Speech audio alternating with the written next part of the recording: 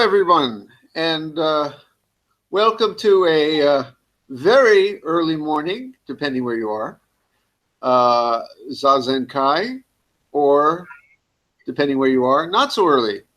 But it is a lovely opportunity for us to be back with one of our brothers, a beloved member of this community for so long, Taigu's student and dormer heir, Myozan, who I will now turn things over to. Myozan. Hello. How are you? I'm great. Now, thanks so much for the kind invitation to return back to the family home in some ways. And as I was saying a few moments ago, I know there's lots of family news that Uncle Sean has gone back on the alcohol, and Auntie Mary has died, and all sorts of things. And I'll have to catch up on all that later on. But I do appreciate being asked to return back and to sit with you all. Thank you. Not sure who Uncle Sean is and why he's back on the alcohol, but we're glad to have you. Boy, you have a lot of fun there in Ireland, I got to say. All right. Can I just ask you to tell us in a few sentences how you've been establishing a very vibrant group in Ireland?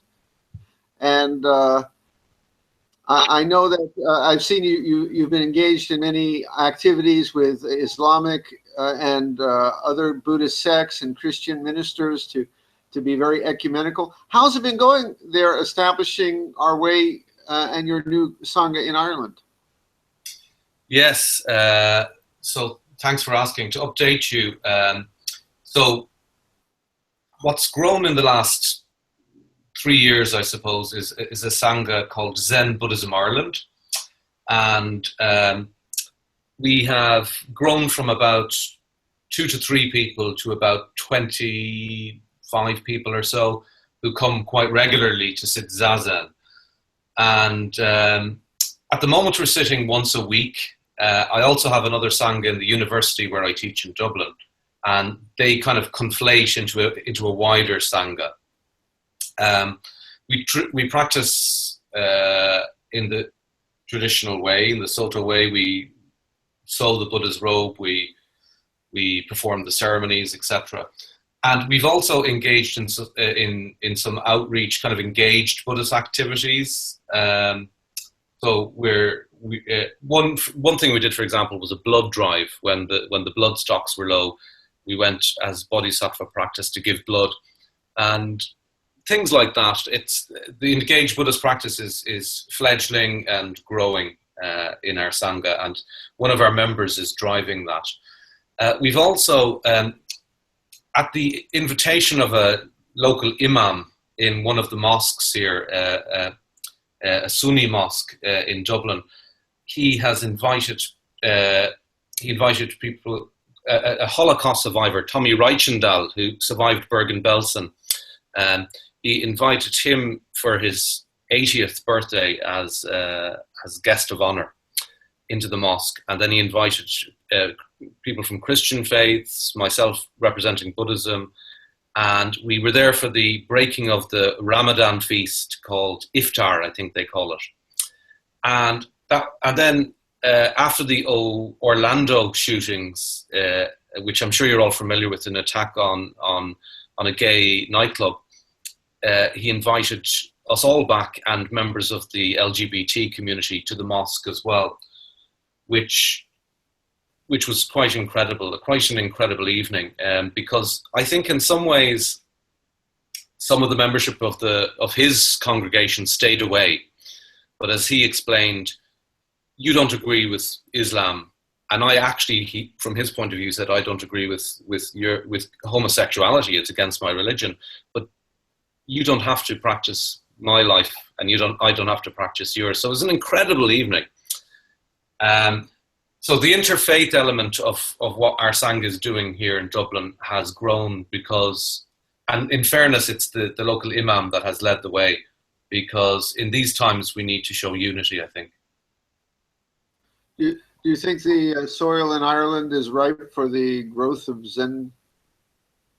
What is your experience so far? Do you meet any resistance or welcome, or how is it? I think that the society here is changing.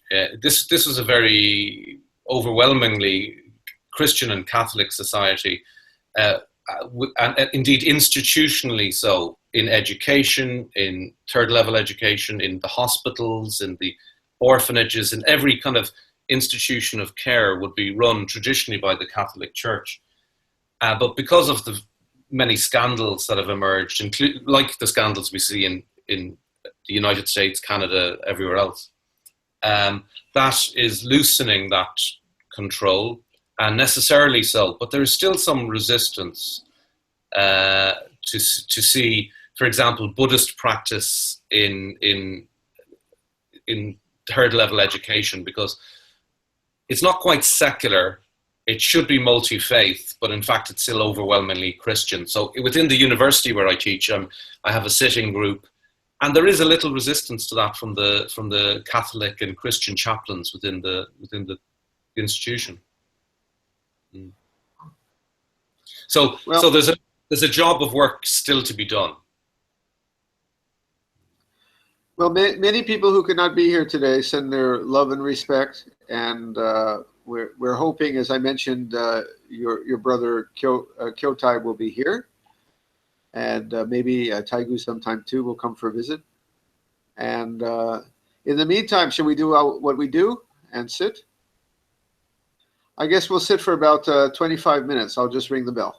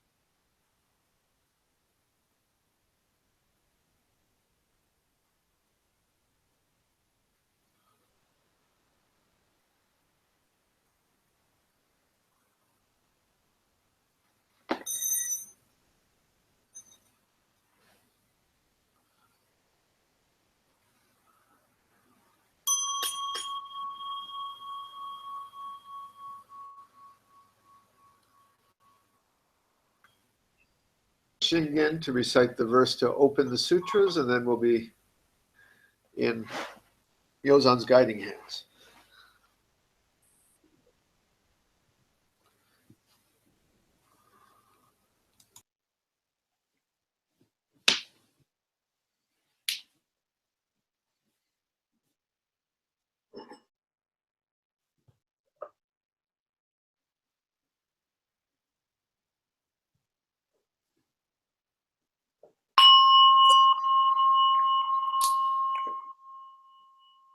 The Dharma, incomparably profound and infinitely subtle, is always encountered yet rarely perceived.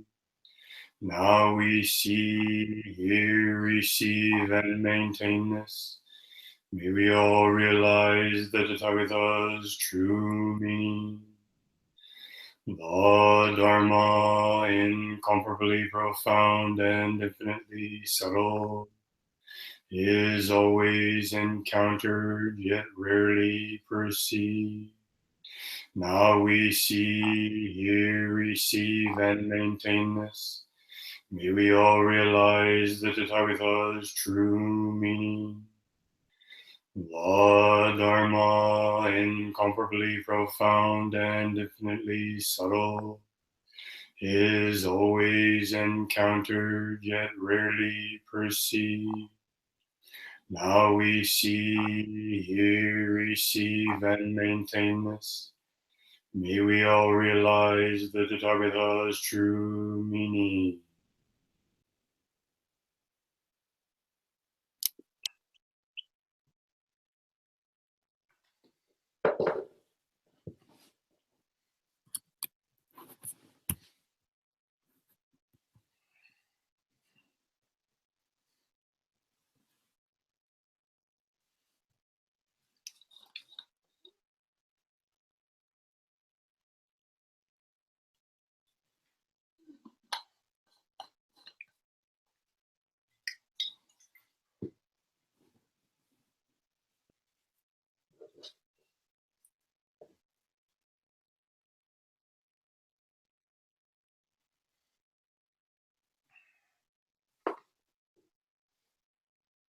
Thank you very much for this invitation.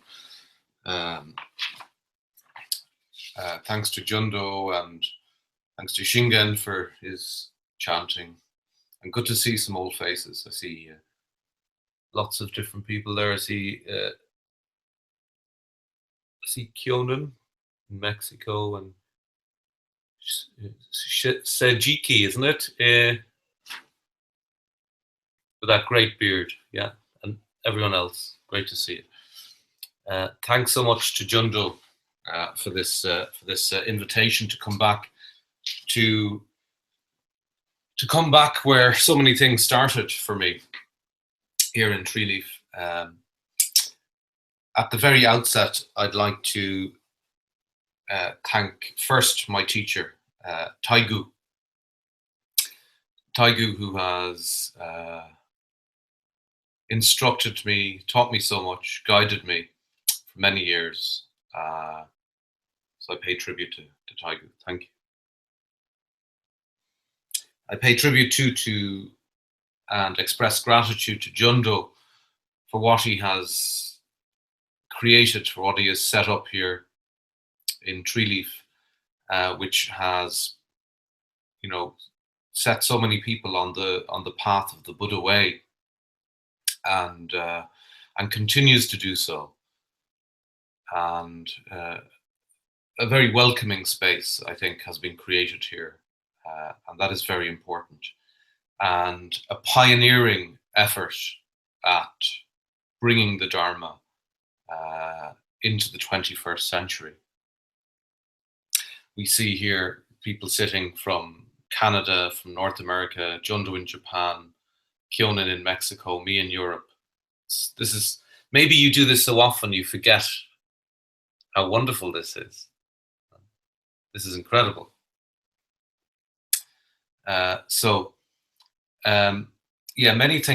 Many things started for me here in Treeleaf, and I did a lot of my training here And then Taigu later on sent me to Kanshoji Monastery in France to train, which was also invaluable.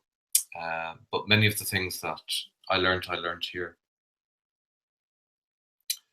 I want to talk today a little while about a chapter of the Shobogenzo called, often translated as One Bright Pearl. And the Japanese title is unambiguously, for those who speak Japanese, I'm probably pronouncing it incorrectly, but it's Ika no Myoju. And this is, unlike other titles in the Shobogenzo, it is quite unambiguously one bright, not unambiguously, pearl or jewel. There is some debate about the translation. For example, Okimura Roshi, he translates it as jewel because, in his opinion, pearl does not conform with the tradition of the wish-fulfilling jewel of the Mani jewel, which we see in the Tripitaka, and we see in some of the other sutras. This idea of this wish-fulfilling jewel, which is sometimes carried by Avalokiteshvara or canon, and a symbol that recurs in the earlier tradition, which Dogen is taking on in one bright pearl, one bright jewel. And the transparency of the jewel, in Okamura's opinion, is important for its meaning. And therefore the opaqueness of the pearl is contradictory. So it may be more ambiguous than we think. It may be one bright jewel or one bright pearl.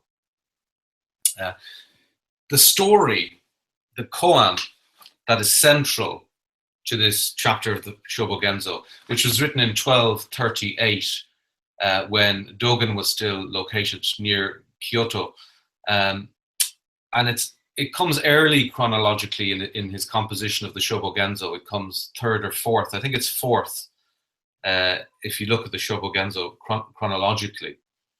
And so it starts a period of great expression and great outpouring of the Dharma for Dogen. So the story itself that is central to this chapter of the Shobogenzo is probably a story that Dogen picked up in his years in China. Certainly in the koans that he brought back to Japan, this story is central. And he mentions it a few times in the Eihei Koroku. Now, I think Jundo posted the Nishijima Cross translation. I've been looking at a few different translations in recent days, and you can see how important the choice of translation is, because there's so much ambiguity in some of it. So here we have Nishijima Cross. I'm going to work from this one today. Then you have Tanahashi's translation, and I've also been looking at the rendering of the chapter by our old friend Brad in Don't Be a Jerk. We had Brad visiting a few weeks ago to the Zen Buddhist Marlin Sangha, so it was great to meet him in the flesh. I know you had him in Treeleaf as well. So let me begin with the story. The story concerns a monk in the Japanese tradition known as Gensa Shibi, a 9th century monk in China. His teacher is Seppo Gisan. Now, I don't know about you guys, but I find the Chinese too hard to pronounce, so I prefer the Japanese titles. There is a fashion now to return to the Chinese titles. I think probably people like Jundo, who've been studying the way for many years, started probably with the Japanese titles, which seem to have been a lot of books published in the 60s, 70s, 80s, 90s, and even 10 years ago stuck with the Japanese titles. But there's a switch over to the original Chinese titles of the teachers, which I find problematic because I can never remember them, and I don't even know how to pronounce them really. So, but the story in question concerns this monk who, let me just read it if I can find it here.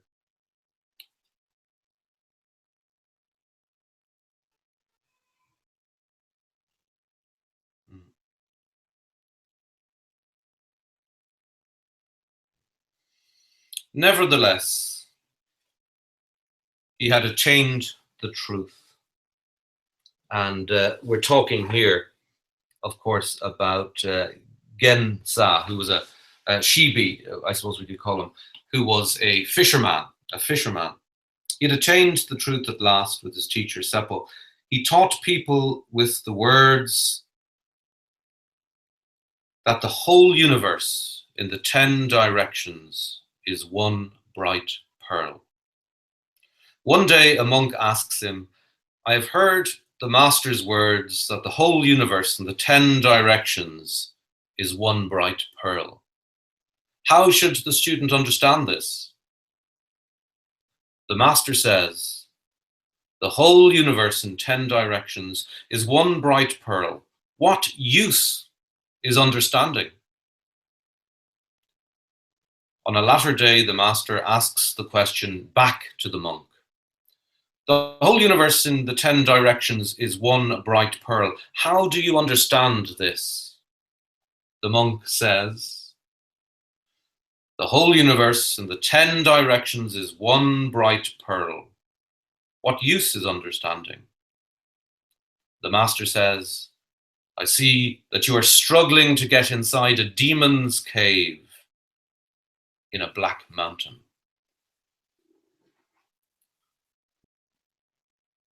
The whole universe in the 10 directions, one bright pearl. So, what is this one, and what is this pearl, and what is this brightness? Well, the pearl, as I said, is a matter of debate. Is it a unifying circular whole? A smooth, undifferentiated surface where there is a kind of sameness or uniformity? Or is it a multifaceted, multi-faced jewel? That's important because in Okumura's understanding, it is a jewel. It is one but multifaceted.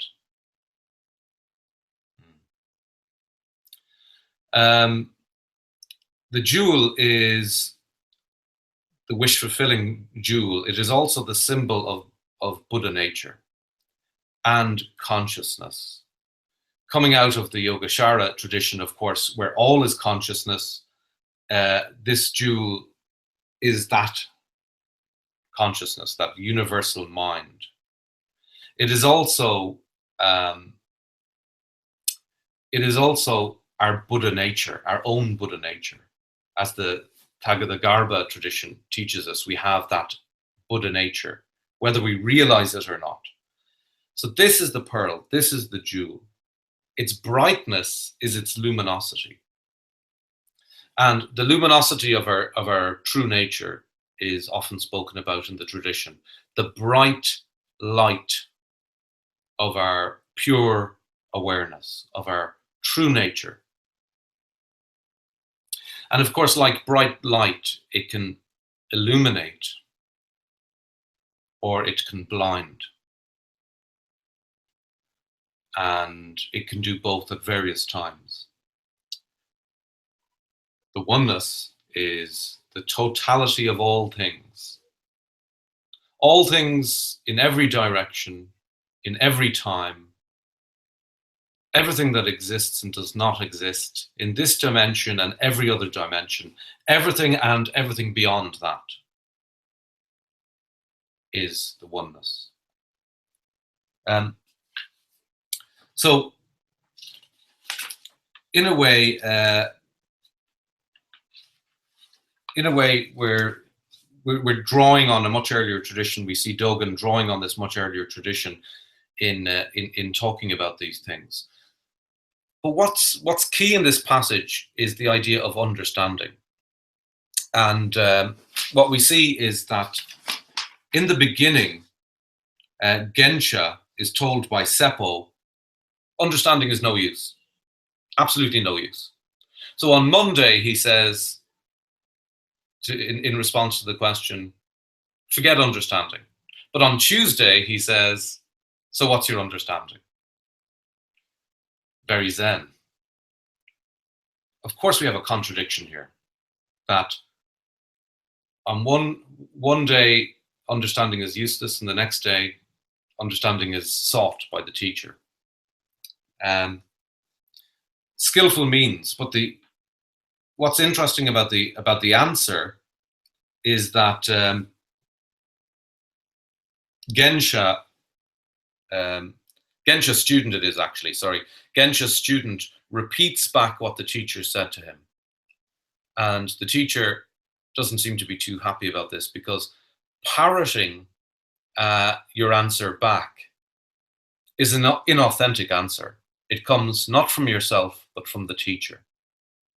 And we see this often in the Shobogenzo and in earlier koans, that the teacher is constantly prodding the student to realize their own way.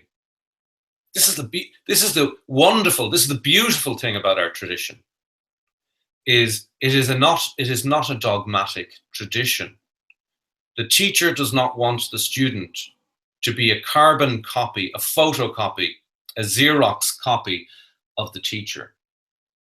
The student must manifest their own way, must manifest their own dharma. And Tozan, as we call him in the Japanese tradition, Dongshan in the Chinese tradition, same person, was very thankful to his teacher that he didn't tell him everything at the very beginning. And Dongshan said, of course he wanted to know the answers. And the teacher let him figure it out for himself. Let him realize it for himself. Because our way is experiential, it is not intellectual. It is not dogmatic. It is self-realized in many ways, with the teacher. And with all beings. So Dongshan says, I'm so glad my teacher didn't tell me it all at the beginning. I'm so glad I was able to figure it out for myself. And where Tozan Dongshan disagrees with his teacher, he says that he would be dishonoring the memory of his teacher if he was to agree fully with him. I love this. I think this is absolutely beautiful. I think it is liberating and essential. So we see this here in this story. We see that when the student parrots back an understanding to the teacher, an understanding the teacher had presented the day previously, it's obviously inauthentic. It's just copying. And Gensha is not too happy about this. Brad Warner in Don't Be a Jerk discusses a koan which tells us the same thing. You'll see it in the Gateless Gate. It's case 3. It is Gutai's one finger. Some of you are probably, I'm sure, familiar with this story. And this is Gutai, however you say his name. Whenever he was asked a question about Dharma, he used to just raise one finger. And anytime he was asked any question, he just raised his index finger. And one of his students, he found out years later, when he was asked a Dharma question, did the same thing as his teacher. And this was his response. And Gutai was very unhappy about this, and he sought out his former student, and he asked him a question of Dharma, and the student lifted his finger. And as he lifted his finger, Gutai took out a sword and went and cut off the finger. And with the finger cut off, Gute called the student's name, and he looked up. And then what did Gute do? He went like this. He raised his finger, and the student had a great realization. Same teaching we see with Dongshan, with Tozan. We see Gute's finger. We see it here in the one bright pearl. We see Gensha not happy with the inauthentic parroting of the student. So this understanding, this idea of your own Buddha nature must manifest itself. It can't be given to you. It can't be received. It is already there. This is the Tathagata Garba teaching, really. This is the Buddha nature teaching, which for Dogen, of course, was the big question about, if we have this already, why do we have to practice? Why do we have to seek it out? Why did Dogen have to go to China? And the idea is that if it is present, it still must be made manifest. The end of the Genjo Koan, the fanning the wind into existence. The latent air becomes wind through fanning, through practice. This was the great image that Master Dogen uses at the end of the Genjo Koan to sum up this understanding, this idea. So, the other thing important about this story is the in a way, what is knowable and is the one bright pearl ever knowable?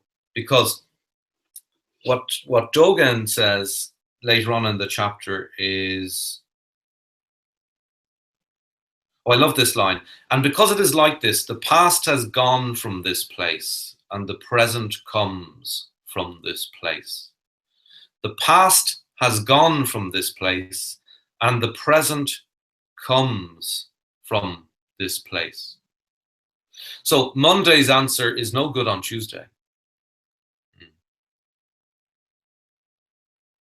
This is the moment.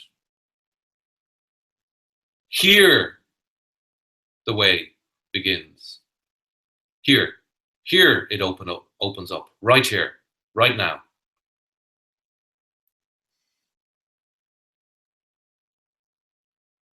I can't remember what I was saying. Anyway, the crucial thing is that in this understanding, it starts right here, right now, and it is your way to find. Now, in terms of, is it knowable? Is the one bright pearl knowable? Is the totality of the ocean ever knowable to the fish? Is the extent of the sky ever knowable to the bird flying?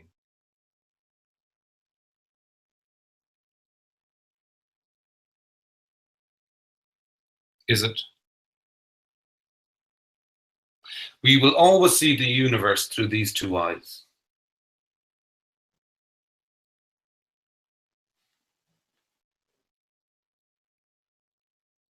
So certainly, from a point of view of intellectual understanding, this is unknowable. Unknowable. It cannot be contained in your intellect. The one bright pearl. So, where is it encountered? It is encountered in Zazen. It is realized in practice. Where we sit at the bottom of the ocean with our legs crossed, and we are given over to the totality of the ocean and waters around us. Only in Zazen. But then, even when we stand up from the cushion, whether we realize it or not, we are never separate from the one bright pearl. We can never get outside it and separate ourselves to have an objective view of this totality. It is impossible. We cannot, our eyes cannot see themselves.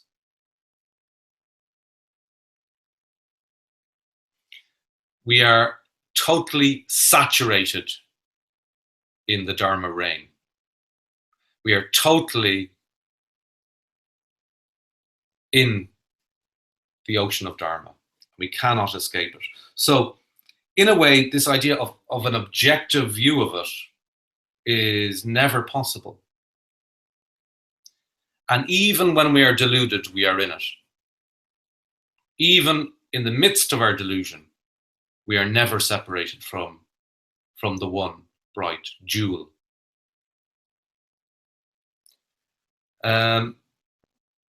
So in this way, it's unknowable.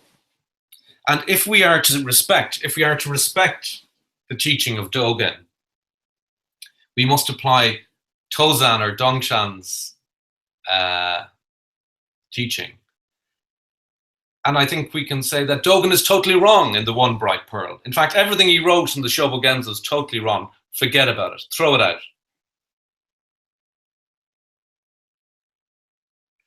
The One Bright Pearl, no, there isn't the One Bright Pearl. There's just tables and chairs. There's bells. There's bottles of water. There's cases. There's MacBook Airs, which I'm talking to right now. So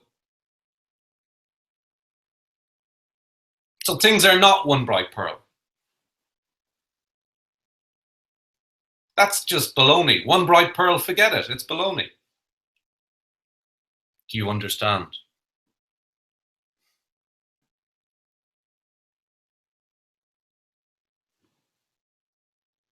Thank you.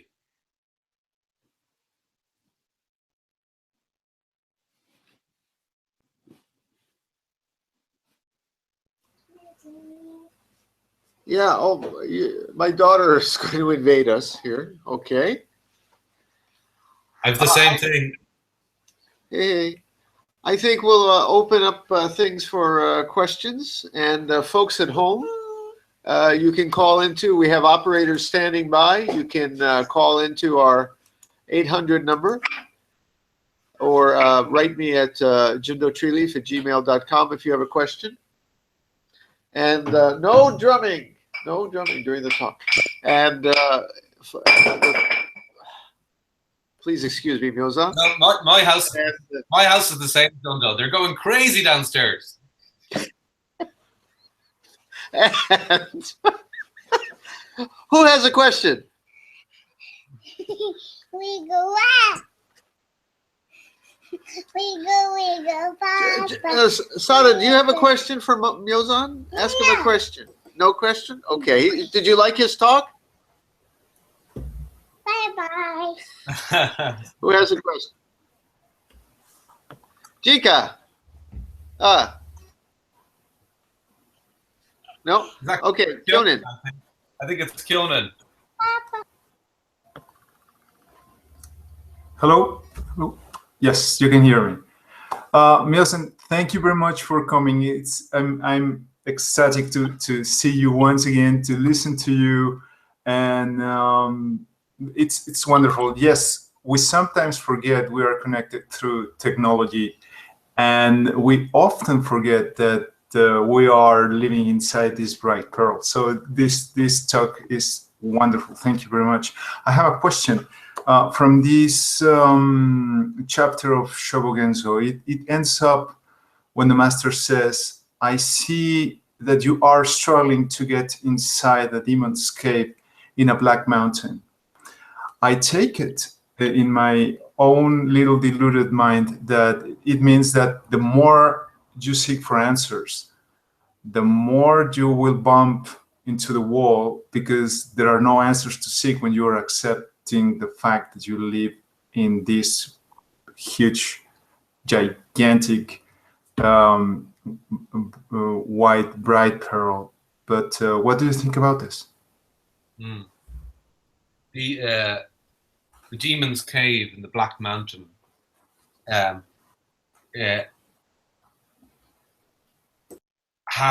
in some translations appears as the monk is still deluded, and in others the translation suggests that the monk is on the correct path.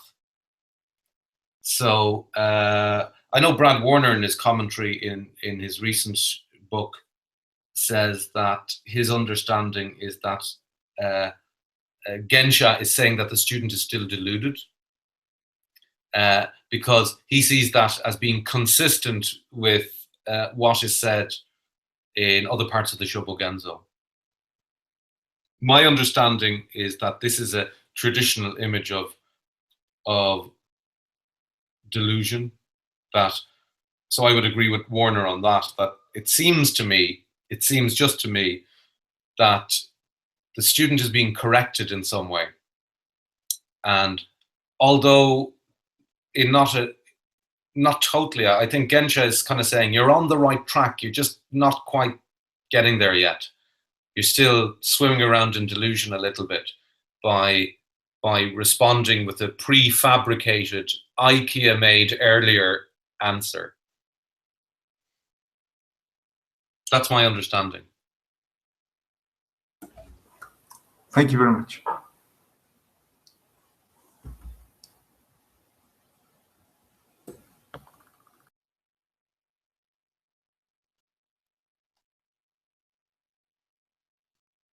Has your daughter gone with her gym jams, with her pajamas? It's bedtime in Japan, I'd say, is it?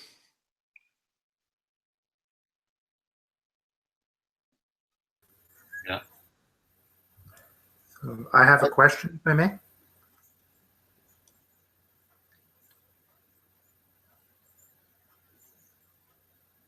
I can hear you. Go for it, Daizan. Okay. Why is there this veil of delusion?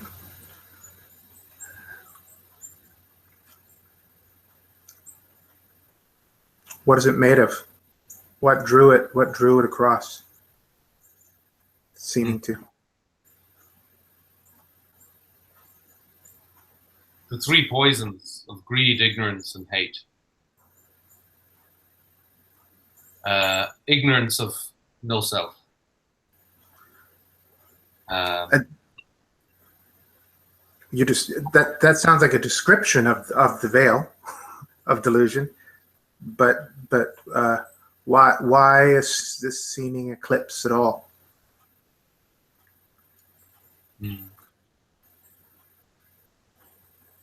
I don't know.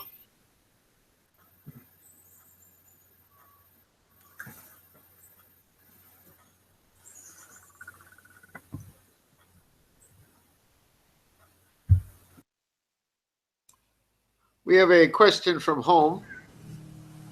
Kind of cute. Catherine writes, "Why is it one pearl and not a pair of earrings?" This is very good. Yeah, I think there are other religious traditions which would use a pair of earrings.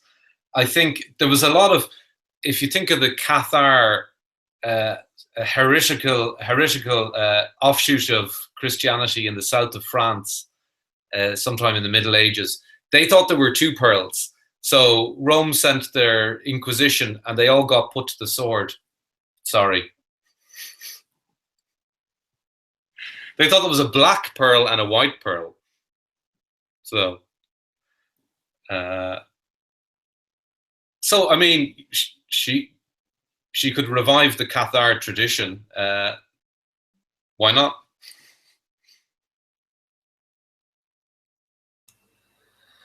In terms of the question about delusion, I actually can't answer that.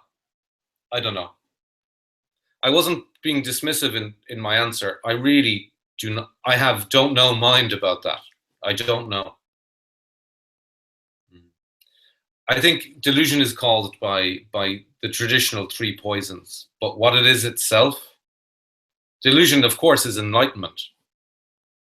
We just don't know it. The image I used in one of my poems was, if you see a child drowning, a toddler, sometimes they're drowning in a pool that is so shallow. This happened to me when I was a child. We went to see my brother swimming in the local swimming pool, and I was about 2 or 3 years old. And you know those little pools, those foot pools where you disinfect your feet before you go into the pool? You know those ones? So I fell in there and I was face down and I was drowning. And my mother pulled me out. And I didn't know that all I had to do was stand on my own 2 feet to save myself. Because the ground was there to support me all along. I just didn't know it.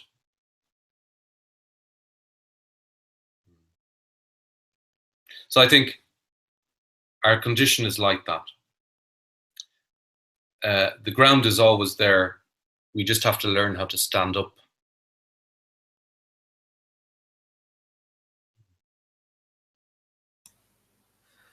I've decided just to ask all the questions tonight because my students just all agree with me. So it doesn't really matter. Isn't that right, everyone? Fingers up, please. Thank you. Thank you. Wrong finger. That was the wrong finger. Guys on. What does Dogen's writing style and James Joyce's writing style have in common? I've always thought that there's something there. What do you think? Oh, I think you're right. Yeah, I think Joyce's outflowing, riffing. I know you like to describe it as jazz. Yeah, it is very similar. It is poetry. It is jazz. It is traditional Irish music. It is improvisation, and it's also I think James Joyce's Ulysses, for example, is kind of like a corrective text to religious dogma, particularly to Catholic religious dogma. It is a corrective text. So is the Shobogenzo. It corrects the misguided understanding that when we stub our toe, we don't feel pain. As we see in One Bright Pearl, we see Gensha's Great Awakening at the start of this chapter is when he decides to leave the monastery. I'm getting out of here. I'm going to wander around and study with other people. And as he's leaving the monastery, he stubs his toe and he feels pain. The physical reality of life is not denied in our tradition. I love that about it. I love that about the Zen understanding. Because the faith I grew up in, and indeed most Abrahamic faiths and Western philosophy back to Plato, understand that the body is bad and the flesh is inferior to the spirit. Well, Dogen was saying exactly the opposite. He was saying the flesh is, form is emptiness, emptiness is form. The flesh is not inferior. And James Joyce was saying exactly the same thing. The great Molly Bloom soliloquy at the end of Ulysses, James Joyce's Ulysses, it reads like the Shobogenzo, and it ends with the woman, with Molly, having a sexual orgasm. The 3 words, yes, yes, yes. The great affirmation of our life and our physical joys. So I think we find that in Dogen, we find it in Joyce. Very perceptive, I think. Thank you. I don't think I've ever found an orgasm in Shobogenzo, but I'm going to look more closely. Maybe it's probably there. Jika, you have a question? All right. Can you hear me? Yes. First, thank you for your talk, and to tell you where I'm coming from, I have not been around Zen for long, so I feel very comfortable with your suggestion to doubt everything, because usually I can't understand what Dogen or others are talking about. And Kyonin has asked about another part of the chapter, and when Jindo posted this, what struck me quite a heretical question. So Gensha says Bodhidharma did not come to the eastern lands. The second patriarch did not go to the western heavens. And what I was really thinking was maybe that was a mistake in writing that happened to Dogen. There are lots of interpretations, and as you said, Red Warner is also saying that this sentence is not easy to translate.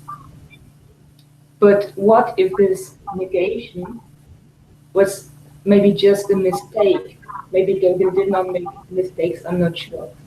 But to me, it would be much clearer to say Bodhidharma did come to the eastern lands, but the other one did not go to India. So both did what seemed natural to them. And I thought I should get out and I should study with other masters, but that was a thought in my head. And when I stubbed my toe, I realized that was not me.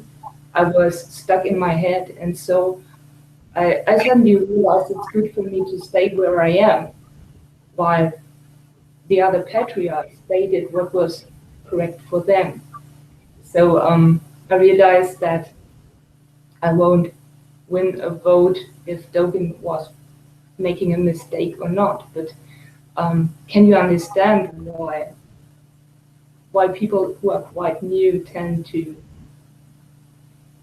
think like this, or why I'm always wondering, are we talking maybe or interpreting a lot of things into a text which is very difficult to translate, and we are making a lot of intellectual assumptions on something that maybe was just a mistake in writing. It would be so much easier if it was. Thank you. Well, in the One Bright Pearl, even mistakes are part of the One Bright Pearl. So if it's a mistake, then it's still part of the One Bright Pearl. Yes. By the way, in terms of this freedom, this freedom to follow your own way, simultaneously, we are told not to hold up our own standards, not to hold up standards of our own. Can you guys remember, is it the Zazenkai? Is that in the Zazenkai? Don't hold up standards of your own. I think so. John Doe might confirm it afterwards. So both are simultaneously taught in our tradition. That you must find your own truth, but you must follow a teacher. That you must not hold up standards of your own. So it's almost like a teenager who wants to be individualistic and express their own truth. They go and they dye their hair blue. And in one sense, conforming, being very, very conformist, or tattooing your forehead and dyeing your hair blue, they're both missing the point. The point is to be genuinely yourself, genuinely authentic. So yes, we must test the quality of the cloth that the teacher is giving us, but we should also listen.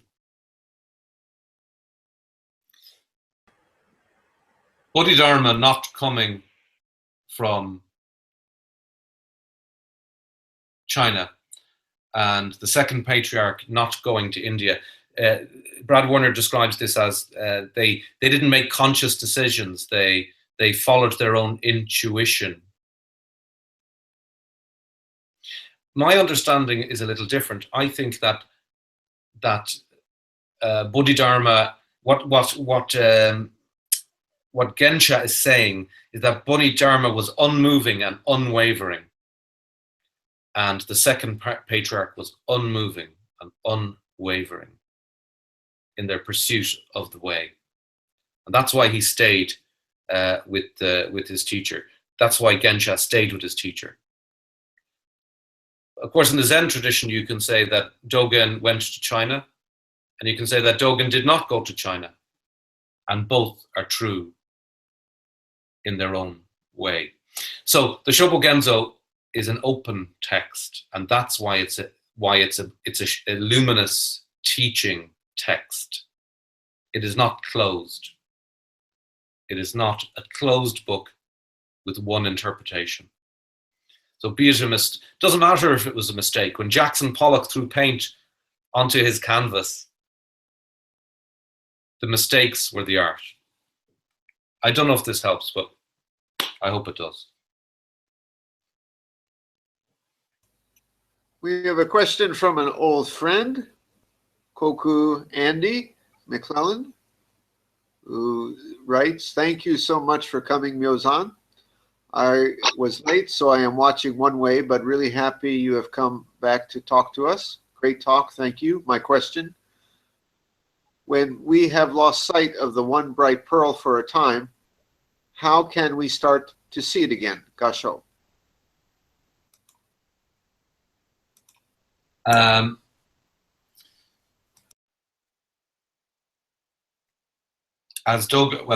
First of all, as Dogen says in this fascicle, we can never be outside the one bright pearl. We can never be separated from it, even if we feel that we are. And even our feeling that we are separated from it is the one bright pearl itself. So what brings us to practice is often our pain and often our suffering and our delusion. So these are gifts to our practice. So this feeling of separation, this feeling of being cut off from the great luminosity, the great feast of life, this is a gift to bring you to practice. This is a gift to bring you to the cushion, because it is in the crucible of Zazen that the metal will be made.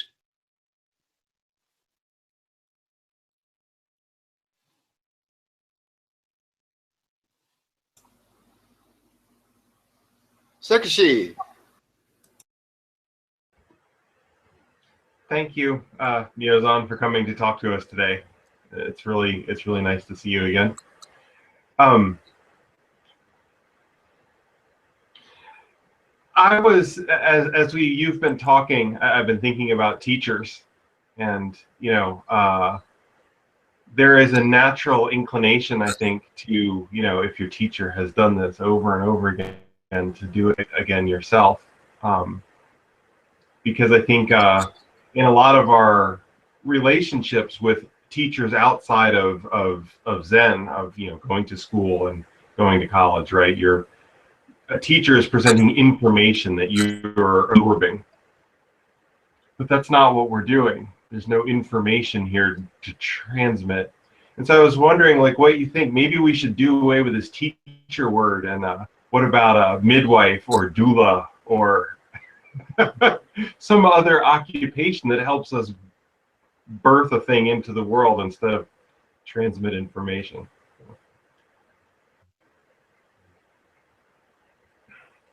Yes, of course. The thing about the Zen teacher, it's a good question. I mean, the thing about the Zen teacher is the Zen teacher actually doesn't teach anything. In one sense, the Zen teacher has nothing to teach, but has to teach that very skillfully. And how to do that, I don't know. I have to learn how to do that, like we all do.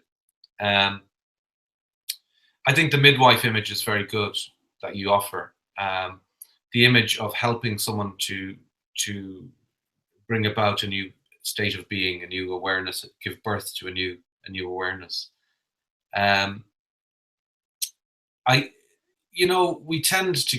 We tend to fool ourselves so often that we need others around us to tell us when we're, to put us straight.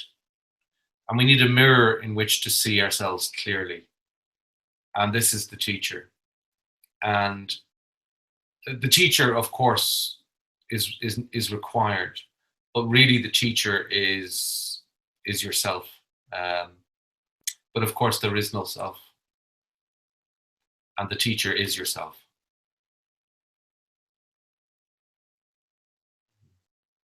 So it is a meeting. It is a meeting, a genuine meeting of the self with the self.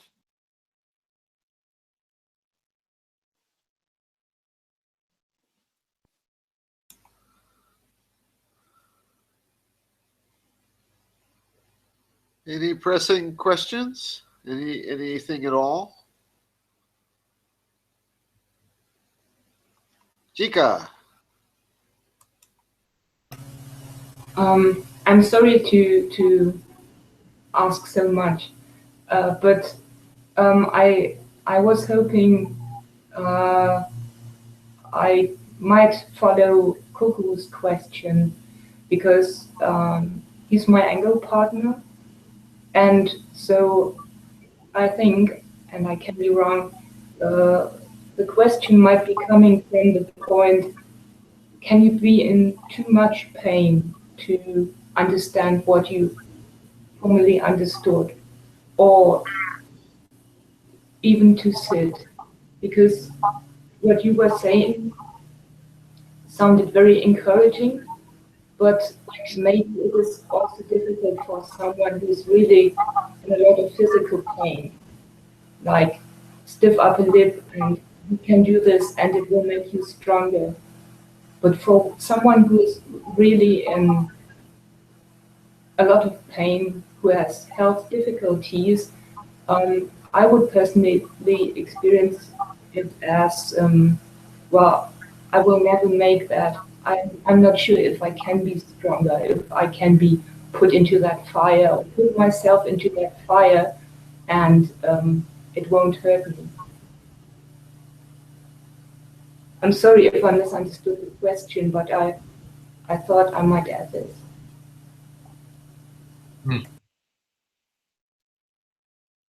Yes. Can you hear me? Is that okay? Yeah. I think two things. I think first is not about being stronger, and I think that needs to be cast aside. It is about coming empty-handed to sitting. It is not about becoming a samurai, or a Zen samurai. It is about opening the heart and softening and blossoming. It is not about practice. I don't understand as being about hardening and stiffening and strengthening. Au contraire, it is about softening the heart, softening the physical body, relaxing the shoulders,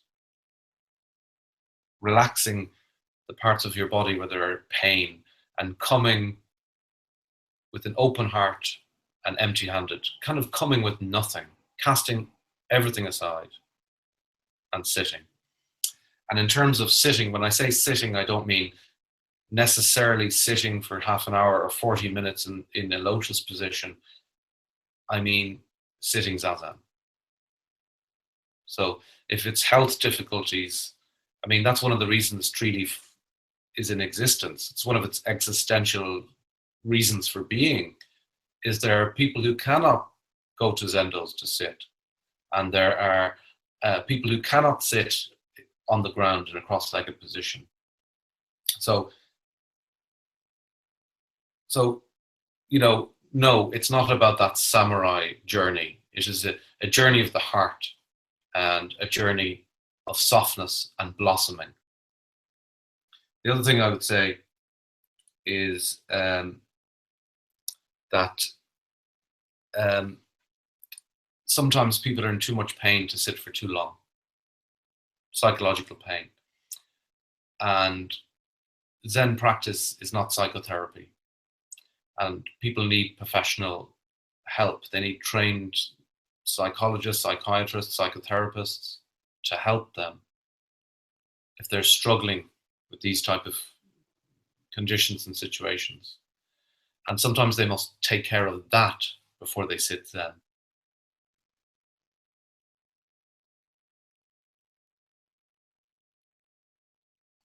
That's my understanding.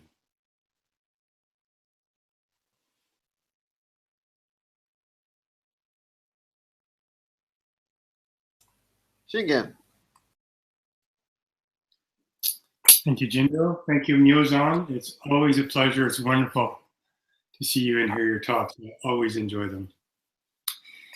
Of course, my brothers and sisters here asked all the right questions. So, of course, mine might be a little simple, but I was just kind of listening to everybody going on and talking about this one bright pearl.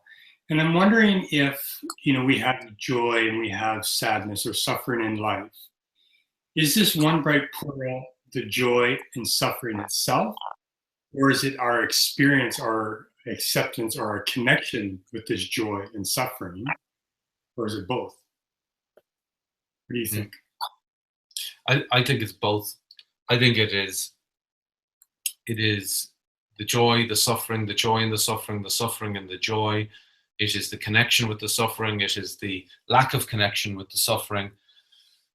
It is the no suffering, the no joy, the no connection. It is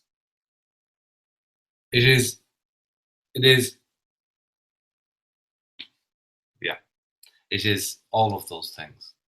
And I think, does that make it easy? No. It doesn't make it easy. If our suffering and pain is one bright pearl, we still have suffering and pain. But we also have impermanence, and we know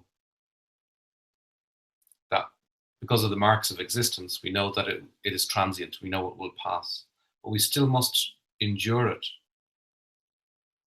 And even if our practice ultimately it has no purpose, then it still does have a purpose. Kodo Sawaki was right, Kodo Sawaki was wrong.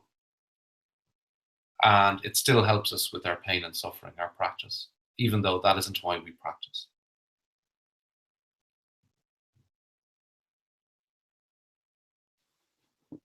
That's what I think. Thank you. That's what I feel. Well, I'm going to go ahead and call last call here at the Dharma Pub. Anyone have anything pressing? Jika, you can ask anything you want. Anything more? All right. Well, all right. Myozan, any closing thoughts, words? So just thanks so much for asking me back. It's the full moon. I think of the full moon is tomorrow, the one bright pearl. I know you. It's here too. What a coincidence. It is here too. There you go. We must be in the one bright pearl. It's the full moon tomorrow. So what our Sangha does is we do. By the way, I adopted the full moon ceremony using Nishijima's chants. The ones that you've passed on to our Sangha, Jundo. I've adopted the full moon ceremony. So our Sangha get together to do this once a month, just to remind ourselves of the ethical precepts that inform our sitting. Not as a big hocus pocus festival, but rather to remind ourselves of that. So I think it's a good time to talk about the one bright pearl. So thank you. I'm going to ask Shingen in a moment to recite the verse to close the sutra. I just want to say it's so lovely to have you here, your family, and the family needs to get together from time to time, not just at weddings and funerals. We want to hear from Aunt Anne and Uncle, what was it, Uncle Leroy? Who was it? Uncle Sean and Auntie Mary. That's them, yes. And grandfather, great-grandfather Nishijima, I just want to express my thanks to him wherever he is or is not. I have a feeling he's right here. And I hope this is the first in many regular visits. So we'll see you from time to time around. And okay if we haven't scared your way this first time. So, in to recite the verse to close the sutra, and then we'll be on our way. May the merits of these teachings penetrate into each thing in all places, so that we and every sentient being together may realize the Buddha's way. All Buddhas throughout space and time. All Bodhisattvas, Mahasattvas, Maha, Rajna, Paramita. Thank you, Myozan. Thank you, everybody. Anything more? Great to see you again. Have a great weekend. Thanks, Jundo. Thanks all. Bye. All right. Good night, everyone. Thank you, Myozan. Bye. Thank you.